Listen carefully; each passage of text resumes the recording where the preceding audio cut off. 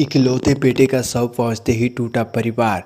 कांपते हाथों से पिता ने दी मुखाग्नि, बहन की चीख, अब छोटी की शादी कौन करेगा। बलिया बेलथरा रोड। राहुल यादव की मौत के बाद बच्चा यादव अपने इकलौते बेटे की मौत से पिता बच्चा यादव पूरी तरह टूट चुके थे। रोते रोते उनकी हालत बेहाल हो गई थी। तुर्तीपार घाट पर जब अंतिम संस्कार की बारी आई तो कांपते हाथों से उन्होंने बेटे की मुखाग्नि दी। हर किसी की आंखें उस दृश्य को देखकर भर आई। मृतक आयुष की बड़ी और विवाहित बहन अंजलि की हालत पागलों जैसी हो गई थी। कभी वो रोते हुए पिता को ढांढस बांधती रही, पापा अपने कलेजे को मजबूत कीजिए, हम लोग हैं ना, हम लोग आपके बेटे हैं। तो अब छोटी की शादी कौन करेगा। भाई के गम में बहन की चीखें हर किसी के दिल को चीर रही थी। आयुष की माँ बेटे की मौत की खबर सुनते ही बेहोश हो गई। होश में आते ही उनके मुंह से बस यही आवाज़ निकल रहा था कि हे भगवान, ये तूने क्या किया, मेरे जीने का सहारा छीन लिया, मुझे उसके पास बुला ले। वह बार बार कहती रही, अब हम किसके सहारे जिएंगे, हत्यारों ने मेरे जीने का सहारा ही छीन लिया। गोलीकांड में मृतक आयुष यादव अपने माता पिता का इकलौता पुत्र था। वह दो बहनों के बीच अकेला भाई था। बड़ी बहन अंजलि की शादी हो चुकी है, जबकि छोटी बहन अभी अविवाहित है और पढ़ाई कर रही है।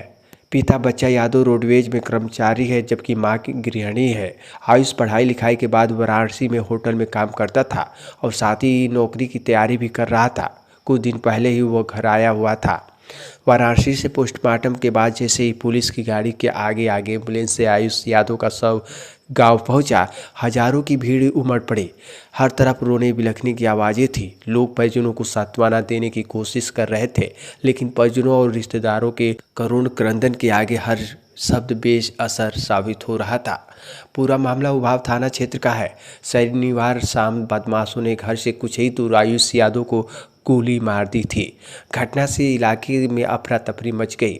सूचना मिलते ही प्रभारी निरीक्षक पुलिस बल के साथ मौके पर पहुंचे और घायल आयुष को सामुदायिक स्वास्थ्य केंद्र सीकर भिजवाया।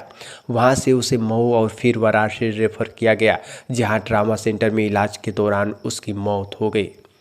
घटना के संबंध में मृतक के मौसेरे भाई आलोक यादव ने थाने में तहरीर दी है। आयुष हत्याकांड के आरोपियों की गिरफ्तारी के लिए पुलिस ने 5 टीमें गठित की है। एसपी ओमवीर सिंह के अनुसार कई लोगों से पूछताछ की जा रही है और जल्द ही पूरे मामले का पर्दाफाश किया जाएगा। इकलौते बेटे की हत्या से पूरा परिवार बिखर गया है। गांव से लेकर घाट तक सिर्फ एक ही सवाल गूंज रहा है, आखिर आयुष का कसूर क्या था।